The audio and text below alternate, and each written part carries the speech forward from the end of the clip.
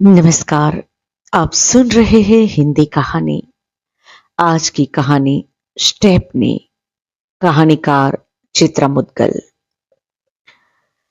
चिंकी को लेकर आभा श्रीमती कपूर के क्रेच से बाहर निकलकर अपने पॉकेट की इस मुख्य सड़क पर आई ही थी कि सड़क के किनारे खड़े टमाटर वाले ठेले को देखकर टमाटर खरीद लेने का लोभ संवरण नहीं कर पाई। टमाटर 3 रोज से खत्म हुए पड़े हैं। सरकारी मुलाजिम होने के नाते शनिवार इतवार उसकी छुट्टी होती है और शनिवार को ही वह साग सब्जी से लेकर लॉन्ड्री धोबी नाश्ते पानी के लिए आवश्यक भागा दौड़ी निपटा लेती है। हमेशा की भांति पिछले शनिवार को ही शाम को वह बताशा के घर में दाखिल होते ही चिंकी की जिम्मेदारी उसे सौंप मदर डेयरी की सब्जी की दुकान के लिए निकल ली थी। हफ्ते भर की जरूरत की सभी चीजें ठीक ठाक मिल गई, केवल टमाटर ही ढंग के नहीं थे। नहीं लिए। सोचा कल इतवार है, घर के नीचे ही किसी ठेले वाले से ले लेंगी।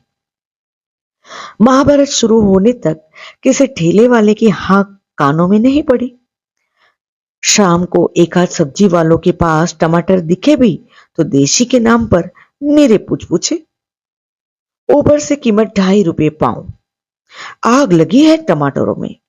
बढ़ती महंगाई पर कल मजाक हो रहा था दफ्तर में कि भैया सेब 8 रुपए किलो है और टमाटर 12। सेब की छौंकों और फल और तरकारी दोनों का मजा लूटो। टमाटर बढ़िया है, एक सरीखे और बेदाग, मगर दाम सुनते ही कान खड़े हो गए। 16 रुपए किलो। बोझ से लस्त होने के बावजूद वह ठेले से सट गई। ऊपर से चिंकी ना बेटे ना की फुसलाहट से अप्रभावित सुर्ख टमाटर उठाने को लटकती हुई मचलने लगी। एक कंधे पर अपना बैग, कोहनी से लटकती चिंकी के सामान की कंडी, गोद में चिंकी, देह में चिलकती 8-9 घंटे की हाड़ तोड़ ड्यूटी। खड़े रह पाना दूभर हो गया। चीज भी तो देखिए बीवी जी, ठेले वाला बेशर्मी से इटलाया।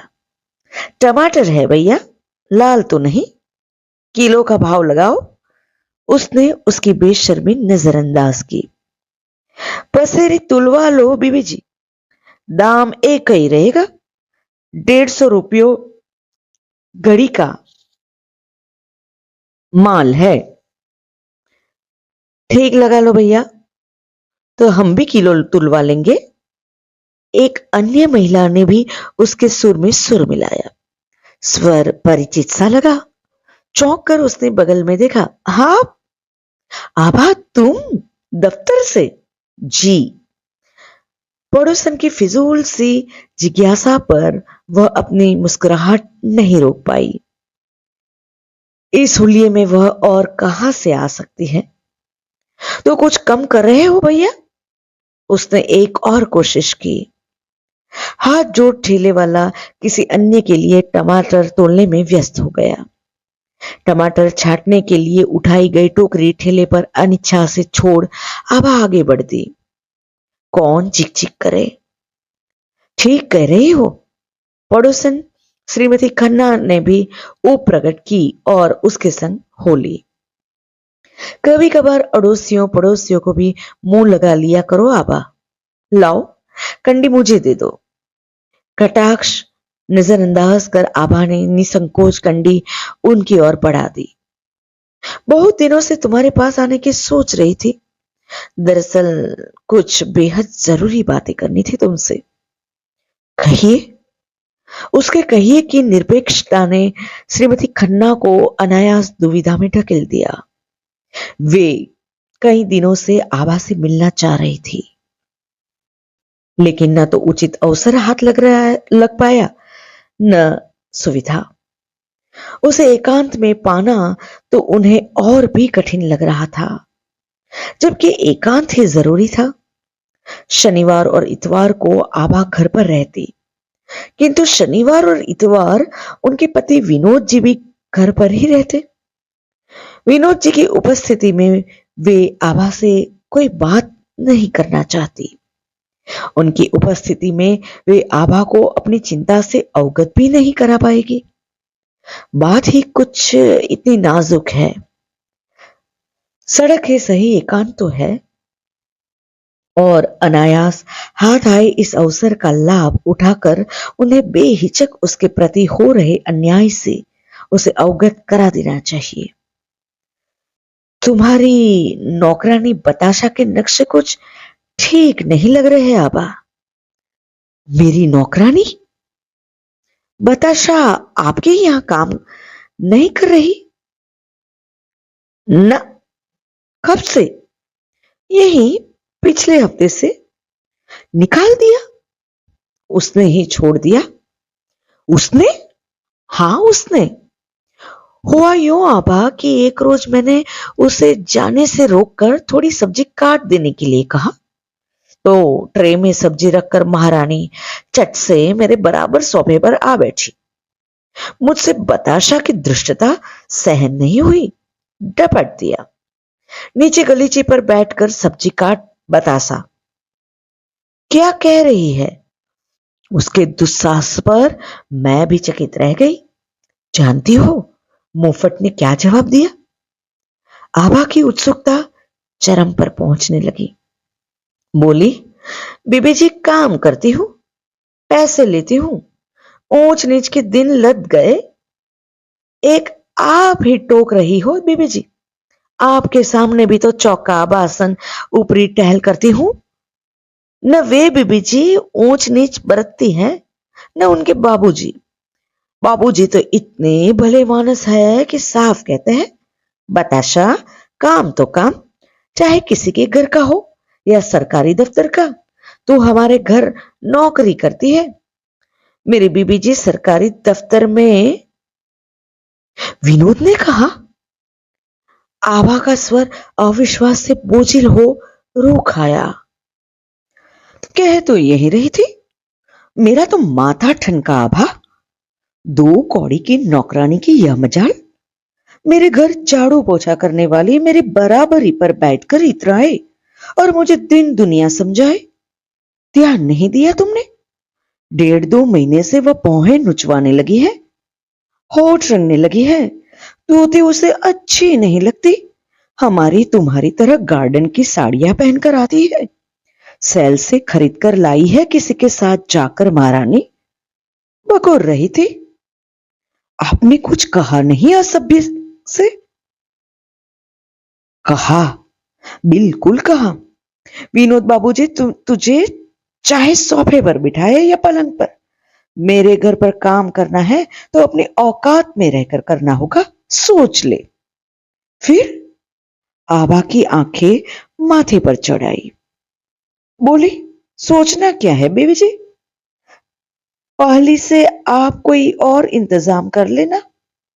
मेहनत करते हैं, मेहनत में जात पात कैसी? धमकी? बाकायदा धमकी? जी, मैं कौन सा धौंस सहने वाली? साहब कह दिया, पहले से क्यों? ले हिसाब, खड़ी खड़ी दफा हो। याद है आबा, तुम्हारे घर मैंने ही रखवाया था इसे। बंदी पलटकर मुझे ही आंखें दिखाने लगी। मुझे तो दाल में कुछ काला नजर आता है। हौसले ऐसे ही थीड़े चढ़े हुए हैं ओछी के। आभा ने चिंकी की गोद बदली, बाह सुन्न होती महसूस हुई। वे अपनी गली के मोड़ पर आ गई। हमेशा की भांति पुलिया से लगी लालसा पान वाले की दुकान भीड़ से घिरी हुई थी। दिमाग सनका हुआ है, मुंह कसेला हो रहा। इच्छा हुई कि लालता को आवाज लगाकर कहे कि वह एक सादा मीठा पान लगा दे उसके लिए, ठंडक डालकर, मगर भीड़ की वजह से पान लगवाने की हिम्मत नहीं हुई। अन्यथा न लो तो मैं तुमसे एक बात कहना चाहती हूं आबा। हो सकता है यह मेरा भ्रम हो, लेकिन मैं भी स्त्री हूं और। न कहिए, जो भी कहना चाहती है मिसेस खन्ना। उसने प्रयास भर उन्हें आश्वस्त करना चाहा। उसकी आश्वस्ति ने उन्हें जैसे अभयदान दे दिया हो। वे बोली, हुआ यह अबा कि कल सुबह तुम्हारे दफ्तर के लिए निकल लेने के बाद अचानक मुझे ख्याल आया कि शाम को इनके कुछ मित्र खाने पर घर आने वाले हैं और मेरे पास दही जमाने के लिए जामन नहीं। मैंने सोचा, भाई साहब अभी घर पर ही होंगे, क्यों ना उनसे जामन मांग लो। सो मैंने जाकर तुम्हारे घर घर की घंटी बजा दी। बड़ी देर तक दरवाजा नहीं खुला तो मुझे शंका हुई कि कहीं ऐसा तो नहीं कि घंटी मैंने ठीक से न दबाई हो। मैंने दोबारा घंटी बजाई। कुछ एक पल बाद दरवाजा खुलने की प्रतीक्षा की। फिर यही सोचकर पलट पड़ी कि हो सकता है कि भाई साहब स्नानघर में हो, लेकिन बताशा को तो इस समय घर पर ही होना चाहिए। वह तो नहाना धोना नहीं कर रही होगी, फिर दरवाजा खुलने में इतना विलंब क्यों? मैं अपने घर में दाखिल होने वाली ही थी कि अचानक दरवाजा खुलने की आहट पा ठिठक गई। दरवाजा खुला, बिल्कुल फुट भर। उसी आड़ में से बताशा का चेहरा बाहर उचका और मुझे सामने खड़े देख फूंक की चोट से धुप हुई। लौ सा धुआं आया। उसकी आंखों की रसाई तृप्ति और किवाड़ों के पटों के पीछे अकुलाई अव्यस्तता भाप मेरा माथा ठनका। बड़ी कुशलता से अपने मनोभाव दबाकर मैंने जामन के लिए कटोरी उसकी ओर बढ़ा दी। जामन लेकर पटी लौटी तो सहज और सवरी हुई सी लगी। किवाड़ भी उसने लगभग आधा खोल दिया। चुनौती की मुद्रा में कि तुम डाल डाल मैं पात पात, लो सूंघ लो। क्या सूंघोगी? ढीठ की ढिठाई तो देखो। घर में लौटकर अपने काम में व्यस्त तो हो गई आभा, मगर मन में फुफकारता संशय का फन तना ही रहा। बताशा के लक्षण मुझे ठीक नहीं लग रहे। तुम तो चिंकी के साथ 7:30 बजे घर छोड़ देती हो। तुम्हारे पीछे घर में कैसे कैसे चमेली के मंडवे सजते हैं, तुम्हें क्या भनक? मेरा अनुमान गलत भी हो सकता है, लेकिन मुझे लगा कि पड़ोसी ही नहीं हितैषी होने के नाते भी तुम्हें तनिक सतर्क कर दूं, ताकि सिर से पानी गुजरने से पहले ही तुम स्थिति से निपट सको। कुछ भी संभव है आज के जमाने में। वो अंग्रेजी के सुप्रसिद्ध कवि के बारे में नहीं सुना तुमने? ये पत्नी से तलाक ले एक रोज सबको अचंभे में डुबोते हुए उन्होंने अपनी गुआनी नौकरानी से ब्याह रचा लिया। उनका जीना आ गया। एक सांप सूंधी सी खामोशी उनके दरमियान दुबकी हुई सी उनके संग ही सीढ़ियां चढ़ने लगी।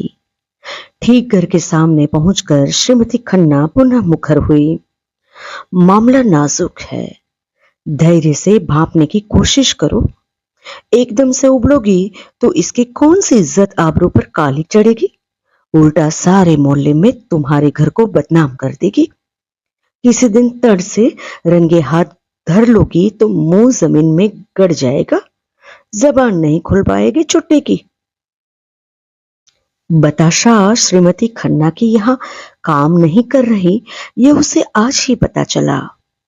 उनसे सड़क पर मुलाकात न होती तो शायद उसे अरसे तक पता ही न चलता कि बताशा आजकल उनके घर काम नहीं कर रही। सुबह ठीक 6:45 पर वह घर आ जाती।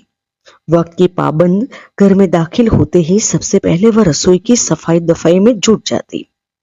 जब तक आभा चाय बनाती, बतासा आटा गूंद, सब्जी काट, हाथों हाथ उसका और विनोद का नाश्ता और साथ ले जाने वाला दोपहर का भोजन तैयार कर डिब्बों में बंद कर देती। इस दरमियान आभा स्वयं तैयार होते हुए चिंकी की भी तैयारी करती चलती। उसका दूध का डिब्बा, फॉरेक्स, लंगोटिया, एक आध जोड़ी आवश्यकता पड़ने पर बदलने के लिए कपड़े, उसकी दवाइयां अगर दी जानी है तो सब कंडी में सतर्कता पूर्वक संजोकर उसे गोद में उठा ठीक 7:30 बजे घर से निकल लेती है। चिंकी को क्रेच में छोड़ने का जिम्मा उसी का है। पहले व्यवस्था अलग थी। विनोद उसे क्रैच में छोड़ने जाते। विनोद 9:45 की बस पकड़ते कोटला गांव से। चिंकी को लेकर पिछले महीने उन दोनों में मध्य खासी चिक हुई। विनोद अक्सर उसकी हिदायतें विस्मृत कर देते। कभी कोई चीज छूट जाती, कभी कोई। हालांकि घर छोड़ने से पूर्व वह चिंकी की पूरी तैयारी करके ही निकलती। फिर भी हड़बड़ तड़बड़ में कुछ न कुछ छूट ही जाता, जिसके लिए उसे विनोद से कहना पड़ता। अंत में खींचकर विनोद ने स्पष्ट कह दिया कि वह मां है, उसे स्वयं चिंकी को ले जाकर क्रैच में छोड़ना चाहिए। क्रैच उसके रास्ते में ही पड़ता है। बिजली घर के सामने से ही उसे चार्टर्ड बस मिलती है और ठीक वहीं उतारती है। मिनट भर के फासले पर क्रैच की मालिकन मिसेस कपूर का घर है। उसे तो अच्छा खासा मील भर का चक्कर पड़ जाता है। उल्टी दिशा में जाना, फिर बस पकड़ने के लिए वापस लौटना। संतोष ऊपर से आभा को नहीं होता। विनोद के कार्यालय पहुंचने का वह इंतजार ही करती रहती। विनोद अपनी मेज पर पहुंचते नहीं कि फोन टिरटिरा उठता। मिसेस कपूर को समझा दिया था ना तुमने कि वह दोपहर का फॉरेक्स खिलाने से उपरांत चिंकी को बिना भूले खांसी का सिर्फ चौथाई चम्मच पिला दे। हाँ, यह भी कह आई कि नहीं कि वे जरा ध्यान देगी कि सोने के समय उसकी छाती सर्दी से गुरगुराती तो नहीं। विनोद यह सब मिसेस कपूर को बताना अक्सर भूल जाते और आभा दिन भर अपने दफ्तर में बेचैन बनी रहती। हाँ, आभा के घर से निकलने के पश्चात विनोद अवश्य बताशा से घर की सफाई, कपड़े आदि धुलवाने का शेष काम करवा लिया करते। घंटे भर के लिए आभा बताशा को शाम को भी अपनी मदद के लिए बुलाती। चिंकी सर शाम नींद रही। लगता है दोपहर को सोई नहीं। अभी सो लेने देगी तो निश्चित ही रात में उठकर खेलेगी और उसकी नींद में खलल पड़ेगा। खिलौनों का टब बैठक में खींचकर उसने चिंकी को गुदगुदाकर हंसाया और टब के निकट बैठा दिया। खिलौनों के संसार में पहुंचते ही चिंकी की नींद एकाएक फुर हो गई। खेल रही है तब तक वह फटाफट कपड़े बदल ले और फिर रसोई में घुसे। 6:30 तक विनोद घर पहुंच जाते हैं। कभी देर भी हो जाती है। डीटीसी की बस से जो आते हैं, चाय वह उनके आने पर ही चढ़ाती, मगर इस वक्त पता नहीं क्यों बनाए नियम के विरुद्ध चाहस की इच्छा प्रबल हो उठी। धीमी आंच पर उसने चाय का पानी चढ़ा दिया। बिहारी की मुक्ता नायिका श्रीमती बताशा भवानी भी आने को ही होगी। देह पर गाउन की डोरी कसते हुए वह रसोई की ओर बढ़ी थी कि दरवाजे की घंटी बजी। बताशा ही होगी, बताशा ही थी। ध्यान दिया उसने। फिरोजी रंग का फ्यूजी शिफॉन अपने ठींगने कसे बदन पर चढ़ाए लकदका रही। चेहरे पर उचटी नजर से गौर किया। अरे, आंखों के ऊपर रींच सी चुभने वाली उसकी सघन भौएं एकदम विरल तरदीप नुची हुई थी। गालों के मुहासों का भी शायद उपाय हो रहा। फ्लोरिस जैसी नाक पर हल्दी की आभा ने झलक मारी। दूली पूछी दे, सचमुच अचानक शक्ल ही बदल गई कल्लो की। यह तो कोई और ही बताशा नजर आ रही है।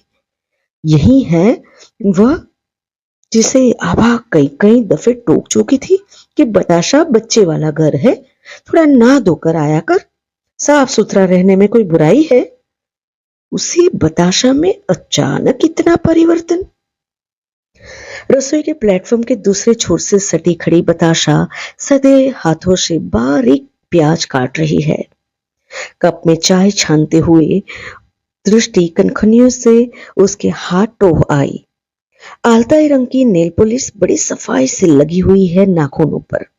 लगता ही नहीं कि किन्हीं अनगढ़ हाथों ने रंगा होगा।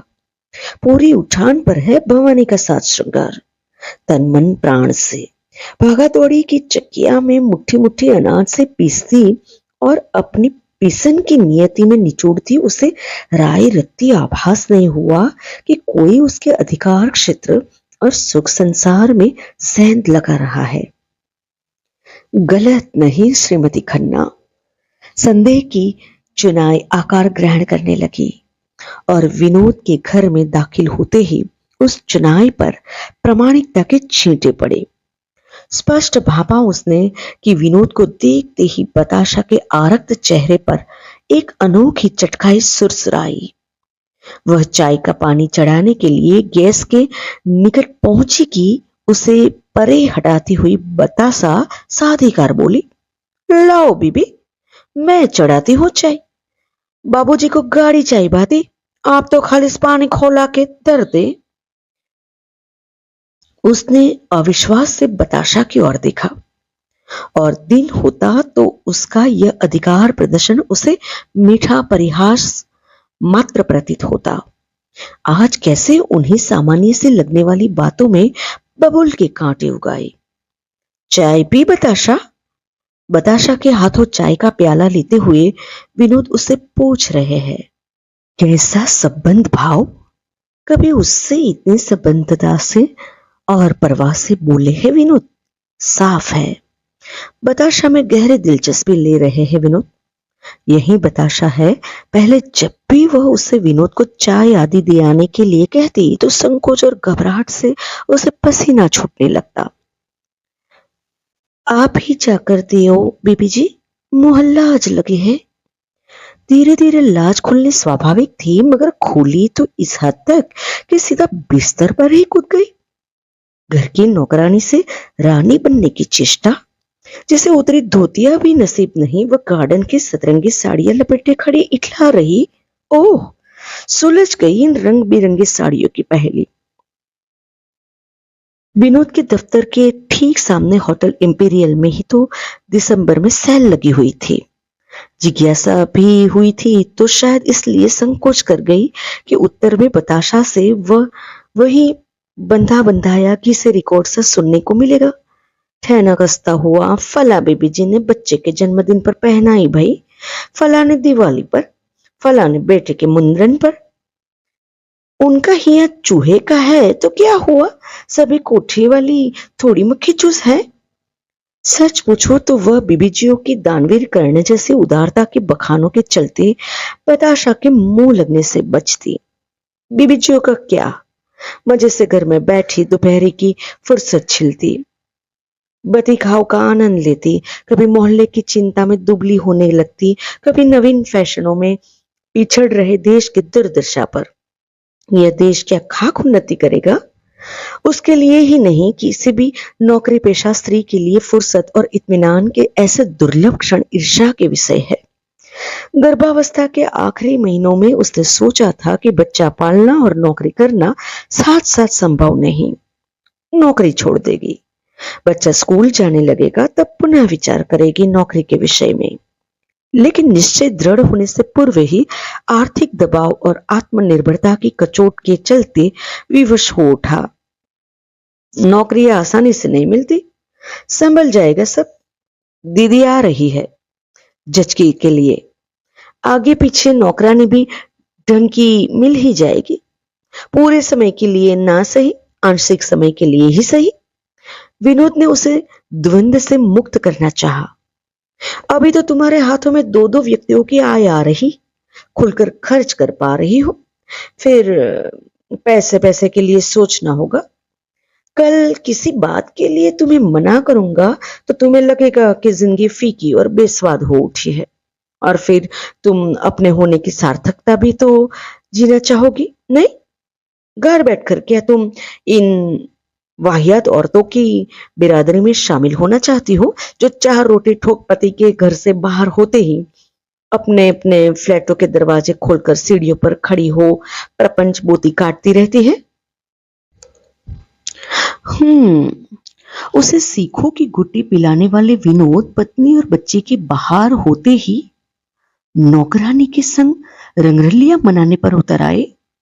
कर्मठता की गुट्टी उसे इसीलिए पिलाई जा रही थी कि उसके घर से निकलते ही उन्हें अपनी मनमानी करने की बेखटकी सुविधा प्राप्त हो।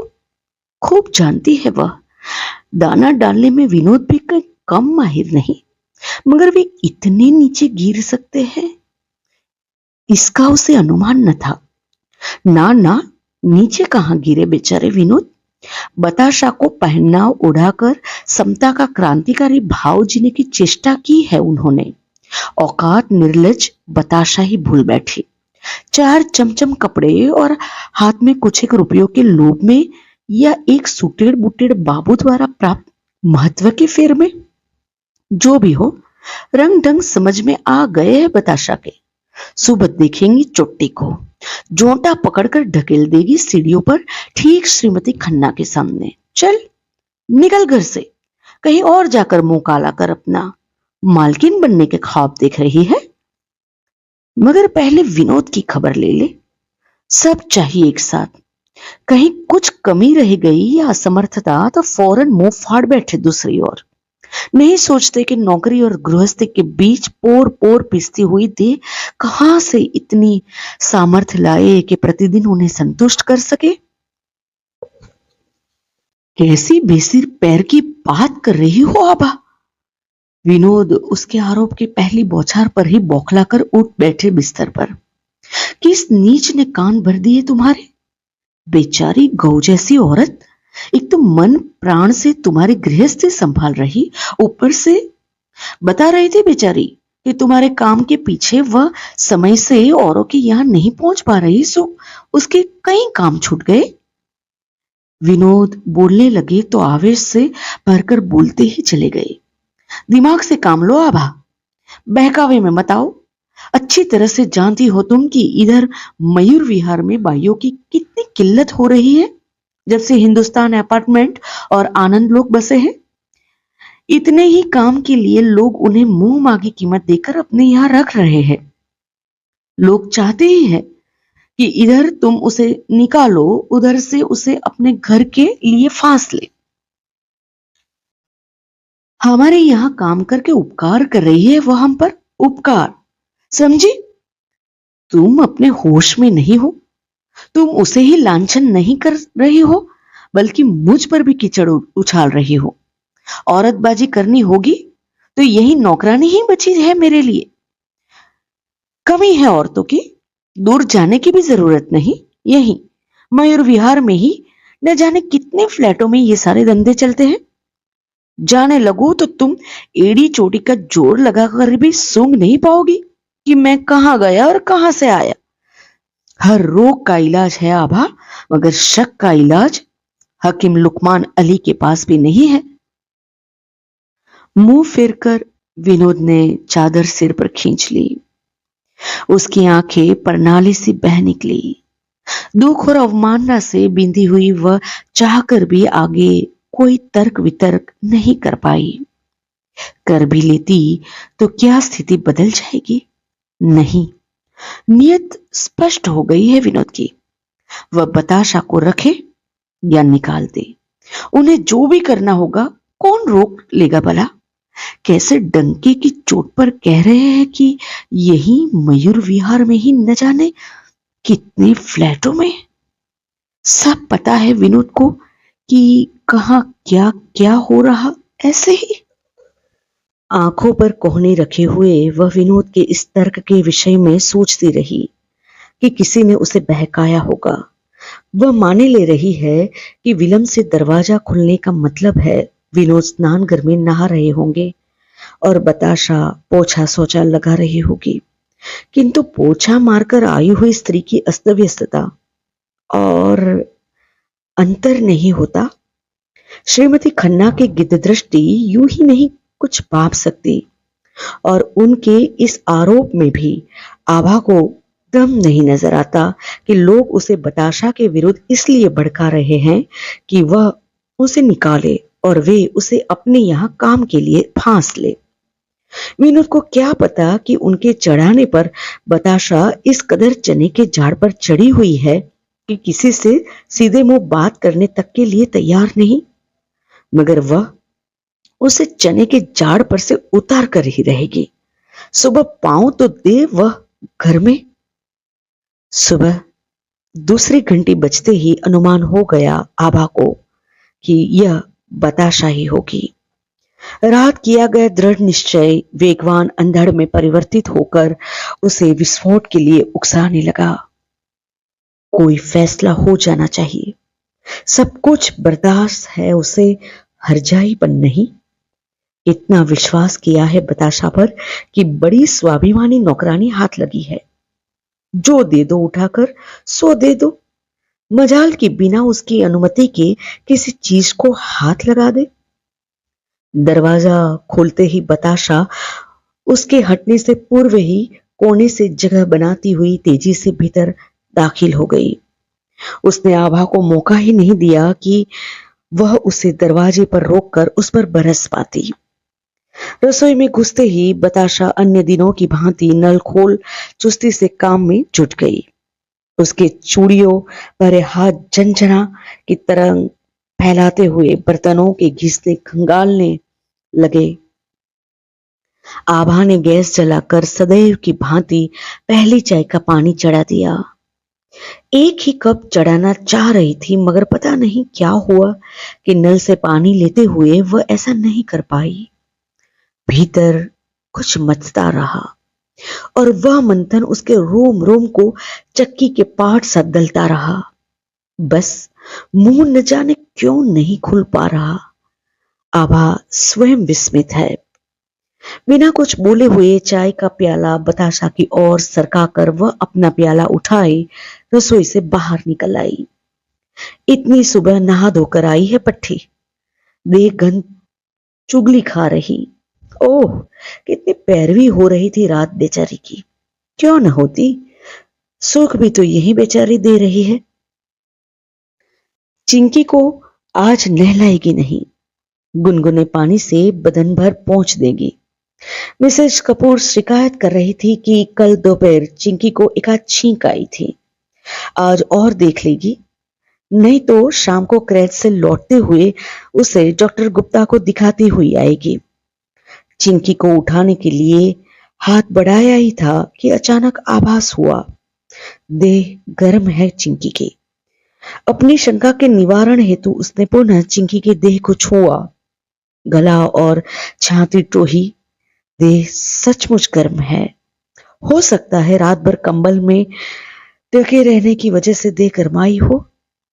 कोई बात नहीं, छोड़ो भी। बदन नहीं पोछेगी, कपड़े भर बदल लेगी। लेटी हुई चिंकी को उसने हौले हौले गुदगुदाया। चिंकी को जगाने का उसका यही तरीका है। दूसरी तीसरी गुदगुदाहट में मुस्कुराते हुए चिंकी ने आंखें खोल दी।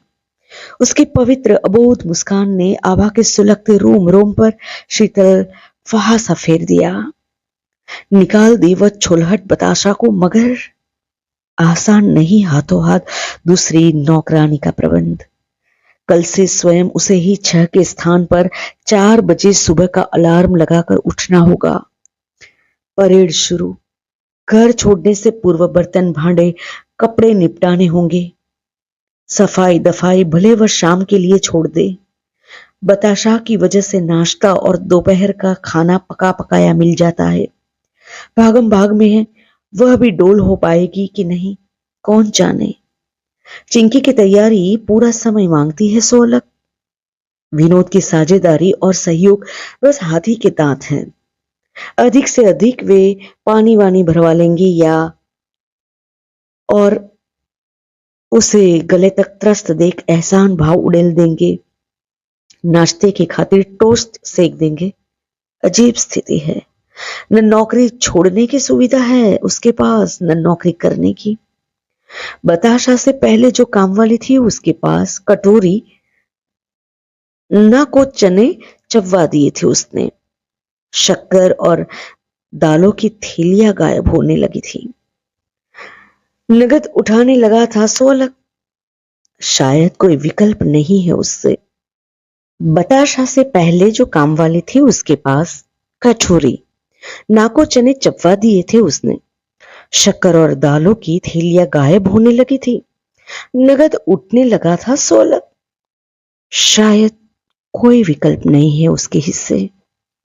गृहस्थी और आत्मनिर्भरता के मध्य अपने स्व का संतुलन खोजते हुए कब वह अपने ही घर के लिए स्टेपनी हो गई और बताशा मुख्य चक्का, कौन जाने। तो दोस्तों, उम्मीद है चित्रा मुद्गल की ये कहानी आपको पसंद आई होगी